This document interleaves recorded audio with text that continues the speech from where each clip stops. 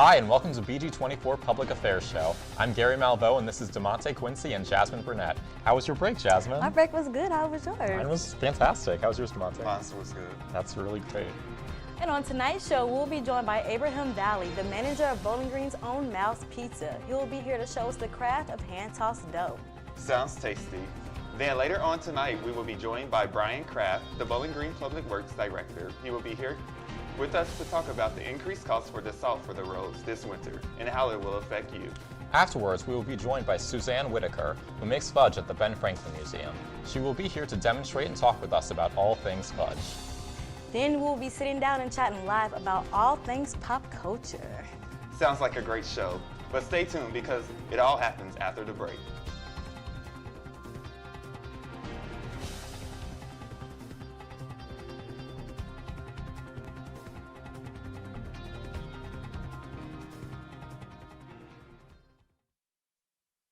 Welcome back to BG24 Public Affairs. Thick crust, thin crust, and original crust. Everybody has their favorite when it comes to pizza.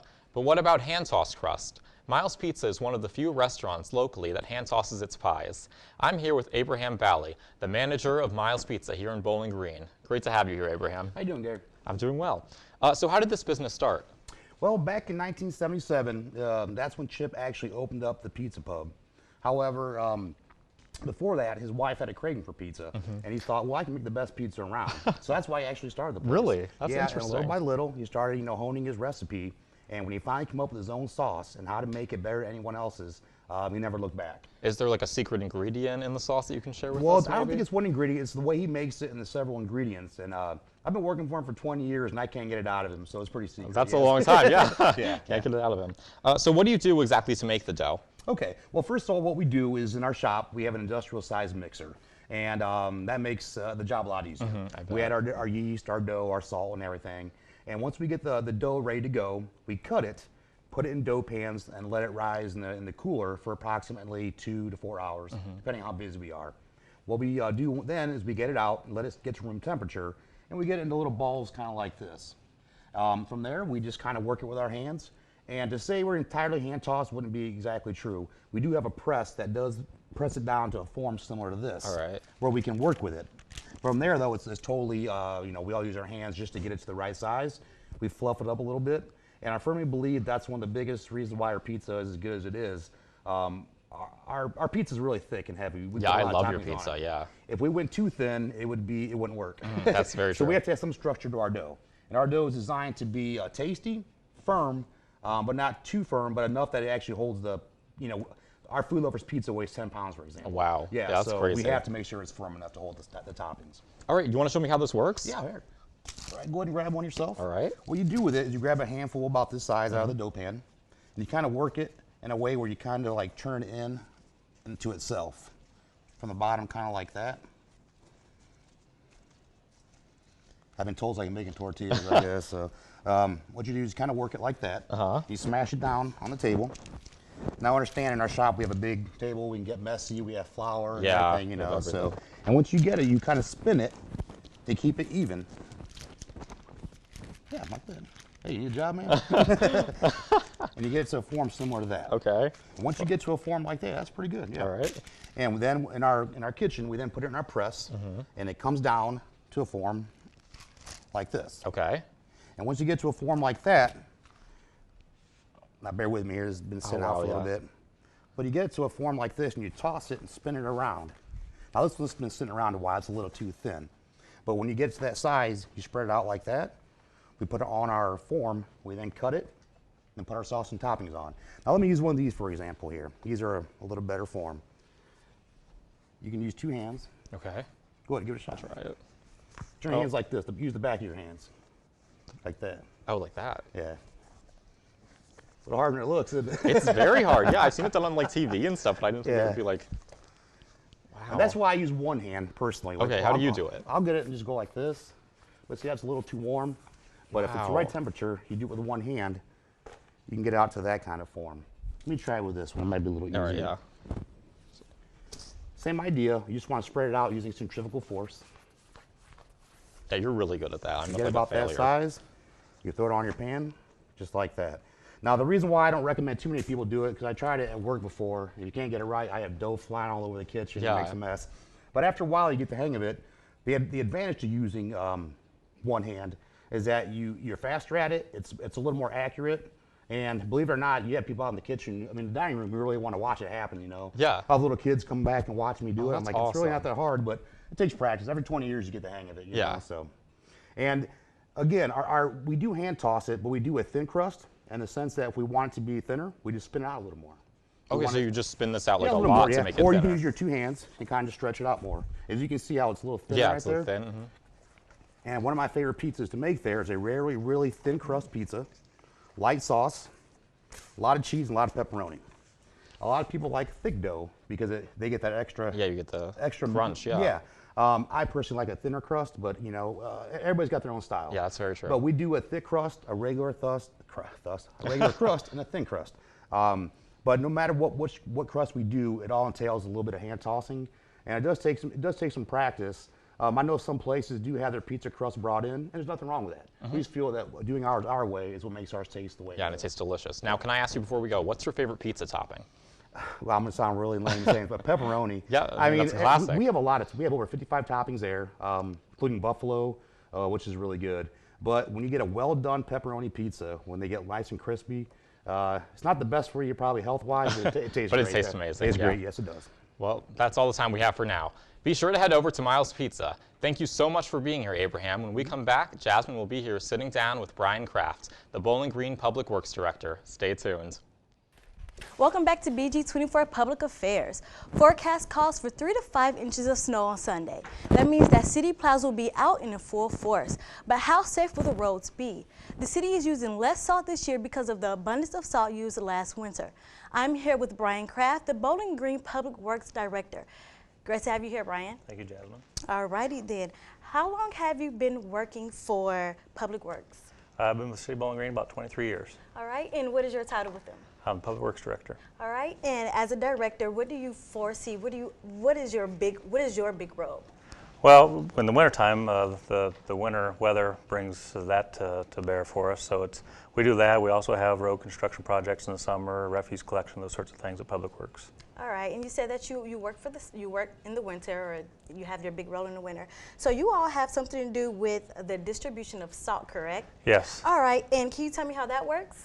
Well, we have to have a supply of salt on hand for no matter what winter weather brings us. Last winter, of course, was a severe winter. And this winter so far hasn't been too terribly bad, but this weekend's going to be a challenge for us. We have to have a stockpile of about 1,200 tons of salt every year on hand for use all winter. All right, and where do you get your salt imported from? Well, normally it comes from Lake Erie. We have our contracts usually go through the Ohio Department of Transportation. This year there was a struggle to get salt from that location, and actually the salt this year comes from Morocco. Oh my gosh! So do you have people from actual BG, from the city of BG, who actually goes down to Morocco, or do they like import it? It's shipped in, and we got it through ODOT, and it's shipped in to Indiana, and Indiana has it come to ODOT. And then when we're ready for a shipment of salt, we call ODOT, and the trucks bring it right to City of Bowling Green. Does the salt have to go through a special inspection in order before it's all placed on the ground and everything like that? Yeah, we check it out, and there's certain additives they put in it so it doesn't clump up on you and get stuck in the trucks, that sort of thing. But by the time it gets to us, it's gone through the process, and it's in pretty good shape. And you said you get it imported from Morocco. So about like a guesstimate, how much would that cost for the city of BG? Well, each ton this year is $105 a ton, and you compare that to last year when it was $32 a ton. So it went up several times over, and so we try to be as cost effective as we can with the salt. And we do several other things, including brining the streets. We pre-treat it with basically salt water, so that when the snow flies, you already have some salt on the pavement for the driving surface. And because it has risen for you all, since it's now $105 per pound or per ton, how would that be for the BG shoppers? Would that increase their sales also? I don't think the average citizen knows the difference. It's just something we have to adjust in our budget, and I feel it in my budget. Usually I have to give up something else to be able to afford the salt. But it's just the cost of doing business. It's out of our control. But the most important thing for us is the priority is to have the streets safe for the citizens of Bowling Green. All right. And about how often, you know, when you look at the weather, you see the forecast or whatever, you say, oh, like they said, 3 to 5 inches of snow. When do you indicate when that salt should be down? What happens, like right now today, we've been monitoring the winter weather coming in this Sunday as an example, and we've got our crews all lined up, ready to go. The guys know when they're going to come in on which group, which shift, and then when the snow flies, the police department usually triggers the process and our protocol, calls in what we call the duty man. The duty man comes in. Once he recognizes it's beyond what he can control by himself, he calls in more help. All right. And do you all have to sit and watch the weather for the certain inches of snow? Yeah, certainly. We pay attention to the forecast, and the one this Sunday is a little tricky. We're waiting to see whether it's, we've heard as much as 8 to 10 inches of snow, even 12. So we have to weigh what the forecast is to know whether we need to bring in more guys at a certain time and whether we should be pre-treating the roads. About how many guys do you have working, you know, the salt distribution around BG? We have 8 large trucks that go out and serve the streets, and we have about 8 smaller trucks. So we have, anytime we can have about 15, 16 guys at one time, but generally we break them up in about 8 or 9 at a time. The burden for us is we also have to do our refuse collection and other tasks during the day, during the middle of the week. Weekends, it actually helps because those guys are freed up from that task and they can just focus on snow removal. All right. And you said that you all have to do other tasks. What other tasks, what else do you all do before, you know, you get the salt distribution? You probably look at the numbers. What else do you all do in order to make sure that everything is up and running? Well, from previous snows, we have to clear out the piles of snow out of the center of downtown. We try to plow to the middle of the roads so we're not piling on the sidewalks and for the businesses downtown. So we have to haul that out, haul it out of the parking lots so you're ready for the next storm because you only have so much space to put all the snow. All right, thank you so much, Brian, for being with us. You're welcome, when we come back, DeMonte will be here with Suzanne Whitaker. They will be talking all things Fudge. Stay tuned. Welcome back to BG24 Public Affairs. Valentine's Day is just 2 weeks away, so you may be thinking about some sweet treats for your significant other. BG24 Katie Warnick found out there is a special sweet treat in Bowling Green that is available year-round. Franklin's may seem ordinary on the outside, but on the inside, it's anything but. Looking past the mounds of other candy, the store prides itself on its homemade fudge. Suzanne Whitaker has been making the fudge for 3 years, and for her, it's all about the creativity. I can make up stuff, I can choose what flavors, so it's really nice to do, and you could be free to make things. Taking about an hour for 3 blocks, Whitaker makes fudge once a week. With 12 flavors of fudge, Ben Franklin's has kept customers coming back for more than 30 years.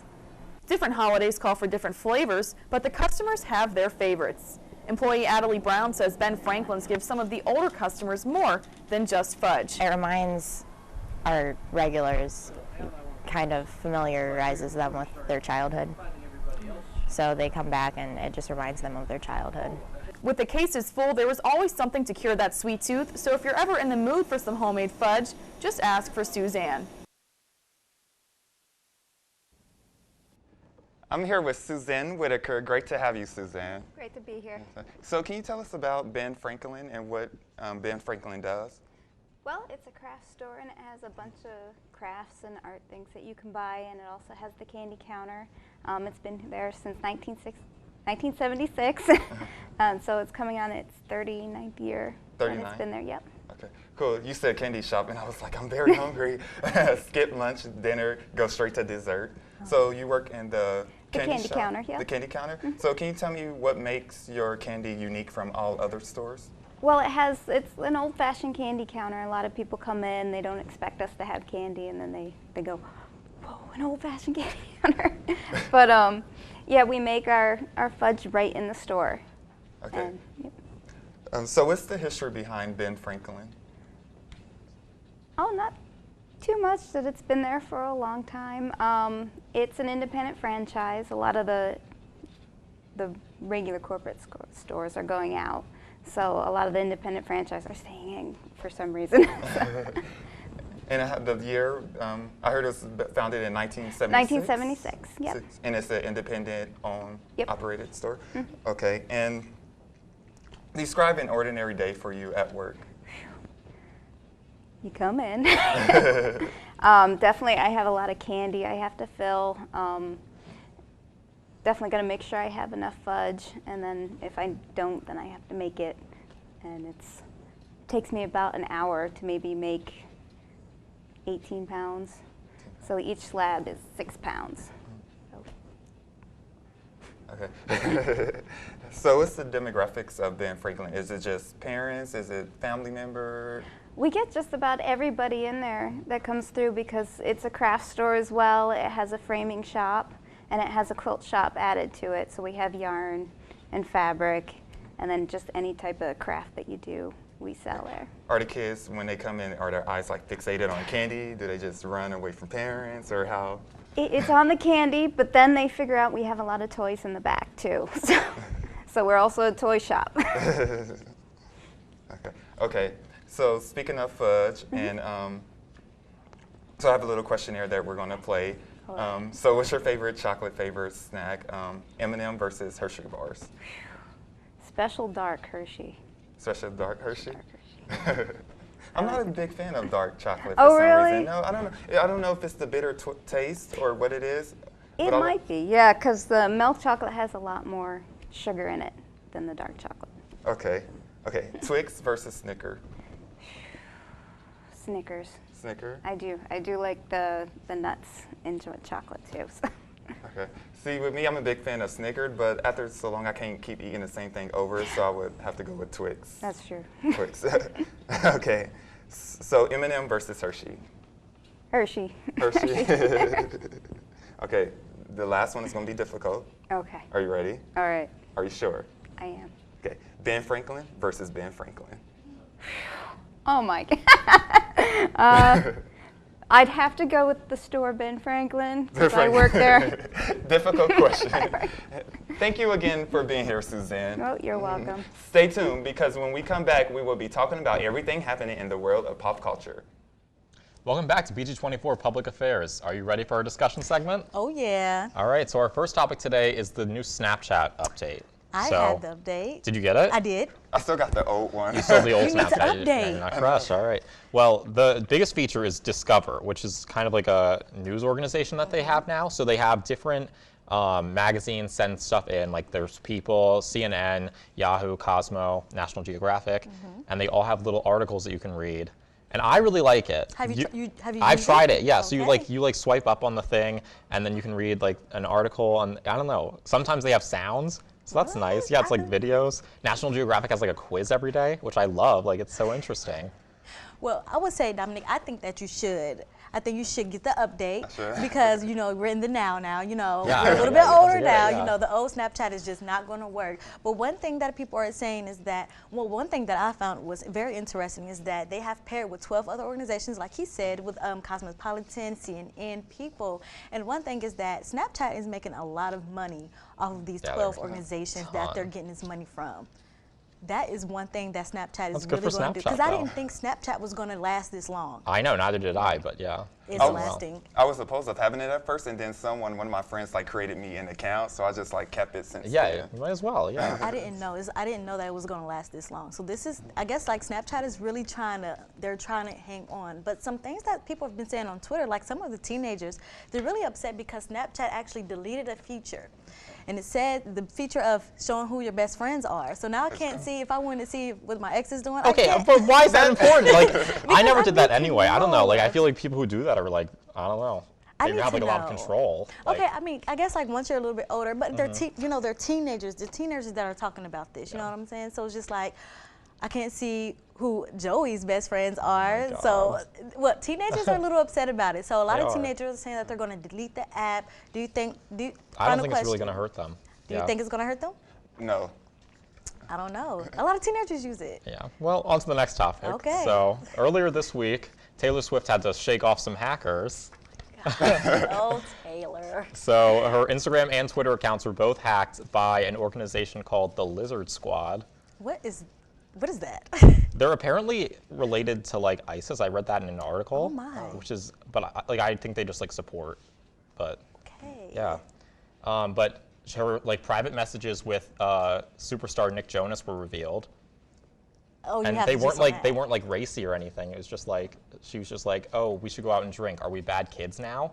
But like she's over 21. She's 25 now, so she has the right to drink if she wants to. Why do we have such an obsession with Taylor Swift? Okay, we have an obsession with Taylor Swift because she's awesome. I mean, but like, I really wouldn't care if her, You don't care that her things are. I don't care that her account got hacked. I follow I people care. on Like Facebook. I saw the like tweets that they sent, and it was bad. No, I don't think so. I don't know. I like her. Like I like her. Well, I like her music. I don't know her far as a person, but far as I like her music. Like I don't read in between the lines, but. And they threatened to release nude photographs of her, and she said, "Have fun photoshopping, because you got nothing." And then she had a hashtag that said, "Hackers gonna hack, hack, hack, hack, hack." Okay. So, okay. So she's having a little fun with it. She's having a little fun with Yeah. that. So do you think that she should be? Do you think that she should be nervous for her career? Do you think that? No, there I is don't think this anything? isn't gonna hurt. This isn't gonna hurt her. This But is like something okay, stupid. so what happens if it does? It's not going to. Like, she just laughed it off. Like, everyone's like joking about it. It's not important. Okay, so the question about Taylor Swift is, do you care that her account got hacked? Do I care? As far as a human being, like I do care because like invading people's privacy. Yeah, that's It wrong. wasn't like it was her house or something. Yeah, but it's still like. It was she's like social such a big media. superstar. Everyone yeah. sees your social media. So I take it that you care. Yeah, and speaking of Taylor Swift, there's also this feud that's been going on with her and Katy Perry. And Katy Perry, as you know, is doing the Super Bowl. So how do you Yes. feel about that? I am so excited for the Super Bowl. One thing that the Super Bowl does every year are their commercials. Their Yeah. commercials are live. Billions and billions of dollars spent on these commercials. One thing I will say this year is I don't think I'm too kind for the commercials. I don't think I'm super excited because last year the commercials were trash. I don't know. I haven't really heard anything this year about the commercials. One thing I know, Doritos is going to do something huge, and Pepsi is going to do something huge. And I heard BMW have like two or one commercials. So it's the new like short car, the fuel efficient electric car. Okay, so that might be that could interesting. help. And I saw Jimmy Fallon had a commercial on his show when I was watching it the other night. And it was like a Bud Light commercial. And this guy like had to be like real life Pac-Man. And he went into like this like arcade thing. And he was like being Pac-Man. And these like huge ghosts were like coming after him. It was super cool. So are you excited for like the commercials? Do you actually watch? I am. Do you actually watch the Super Bowl Well- or the commercials? You go ahead. I don't watch the Super Bowl just for the commercials, but I think they are entertaining and let the audience see what's out there. I don't really understand football, but I mean, usually I watch the Super Bowl for like the performer or the commercials. All right. So speaking of the performer, are we excited for Katy Perry? I'm excited for Katy Perry. I think this is her big break. What about you? Yes, for 2 songs maybe. 2 songs? Two That's all you're songs. gonna- I'm not that's all you're like gonna big stick Katy to? Perry fan. So would you prefer Katy Perry or Taylor Swift? Taylor Swift. Oh gosh. Okay, Well, that's all the time we have for now. Stay tuned. We'll come back after the break. Welcome back. So what did you guys think of the show tonight? I loved your questionnaire. Yeah, I it loved was it. great. It's something that I just came up with overnight and just like, I should add a questionnaire at the end of my segment. So. Yeah, That that was was really really great. fun. Yeah. What about you? What did you think about the show? Well, I found out that hand tossing dough was like so hard. But you looked really cool doing it though. Did he? Did he Yes. not? He looked very cool doing it. He was just like, Yeah, maybe I should become a pizza owner. You should. We can go in I'll business. run a All pizza three shop. of us can go in business together. Call like Jerry. PA. PA pizza. Well, PA that's our pizza. show for tonight. Thank you for joining us. Have a good night, everyone.